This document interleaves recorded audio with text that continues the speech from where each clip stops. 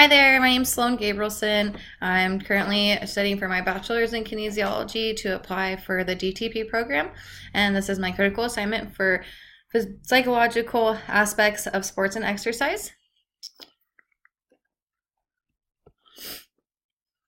My target population would be college athletes. That usually has ages that range between as low as 18 years old all the way up to about 24 years old. For my observation, I observed a wide receiver at Riverside City College named Jamal Houston. I really like to work with college athletes because they're more driven. Some of them want to go on and be in the professional field, and some of them just, it's something that's good and helps them stay focused in school. And also sometimes they get scholarships, so they're very more driven than other athletes or just, ordinary people. They're going to want to get better faster and be able to get back in the game.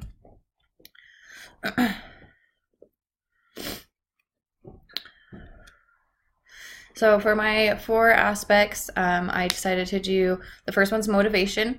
A lot of people are very self-motivated, and other people, they need rewards to be motivated. They need to have somebody giving them something or something to achieve to do it, to be motivated.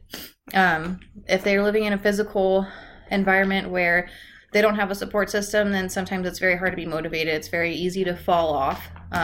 This also leads into your social aspect. If you have friends that are interested in the same things that you're doing and achieving what you're trying to accomplish, then you're going to be more motivated to accomplish it, and you can use them actually to compete with and make yourself more motivated and give yourself more goals.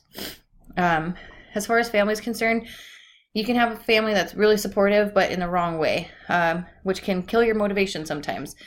So, there's a lot of factors that go into being motivated and keeping yourself positively motivated.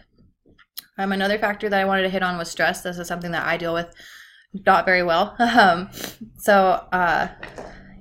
Physical environment, if where you're living, you're stressed out, you're uncomfortable, you're unhappy there, then that's going to cause you a lot of stress that can lead into other factors of your life. Same thing with your friends. If you have an argument going on with your friends, or they're not supporting you or being there for you the way that you want them to be there, or that you're there for them, then that's going to cause stress with you as well. That can affect your performance in just everyday life. And lastly, family. Family is a huge stress factor for me. I can definitely say that. So that can affect anybody. It doesn't matter what kind of family you have. It can be, the most amazing looking family from the outside, but once you're in it, you really understand the stresses that you're going to go through.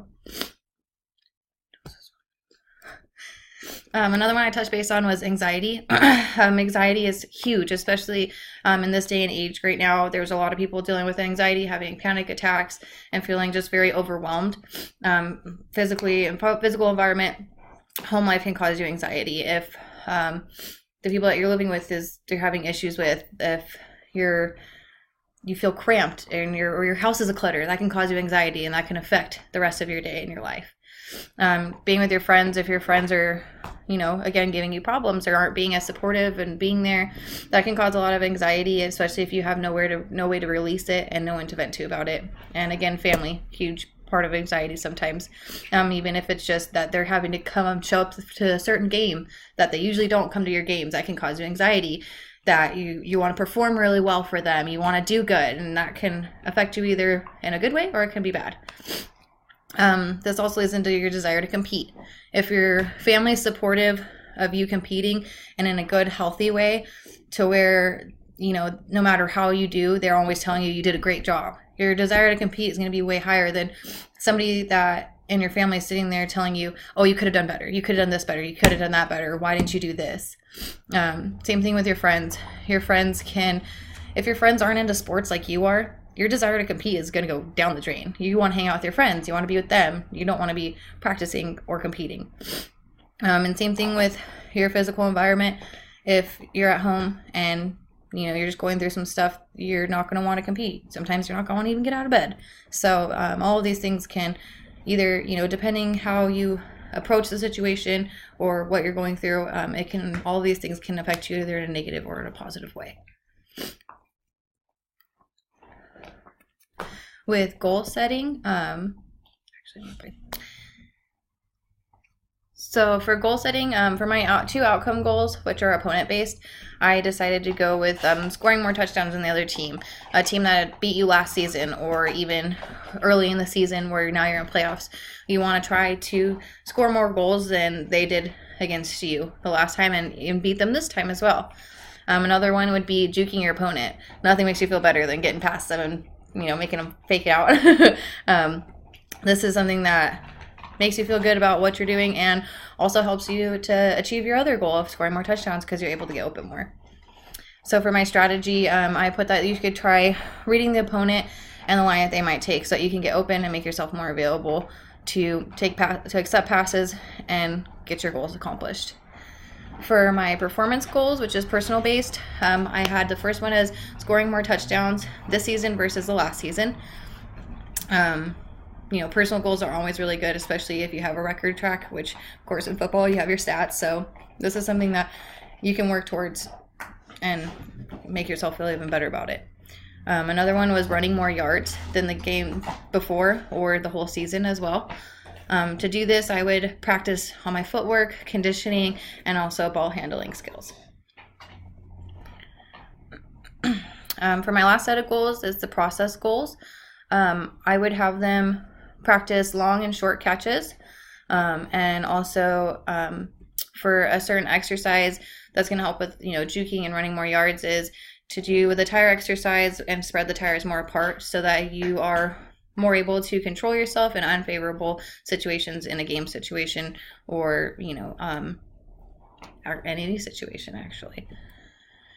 Doing this would be practicing, when you come to practice, having a game day mentality. You're always there to do not 100%, but to do 120%. For my faith integration, I decided to use this quote because we all receive gifts every day. We don't really notice them. Sometimes gifts come shadowed as something bad, and then it doesn't realize till later that it was a good thing. But we should help each other out. When we're having a situation that looks like it's bad, we should be able to sit there and tell them, hey, look at the bright side. Help each other out, help each other through the tough times to make each other stronger and build a better community and a better future. So this class, having taken a previous psychology class, I knew some of the points, but it really engraved in me how strong our minds are. I always tell people, your mind is the most powerful thing. It's really amazing. The brain that God has decided to give us that runs everything. It's awesome. And just also like how important goal setting is. Growing up, I've never really sat down and set goals, but going through this class, I realized that it's something that can actually be really beneficial. It can help keep you focused and keep you on track towards accomplishing everything that you want to accomplish. And also that'll affect the way that you feel about yourself and make yourself even more happy, proud of yourself, and all around just feel better. These are the references I used. Thank you so much, Dr. G, for an amazing class. You're the best. Thank you so much for how much you helped me. I really, really appreciate you. God definitely blessed me with having you for this session. So thank you so much. And I hope you have a great evening.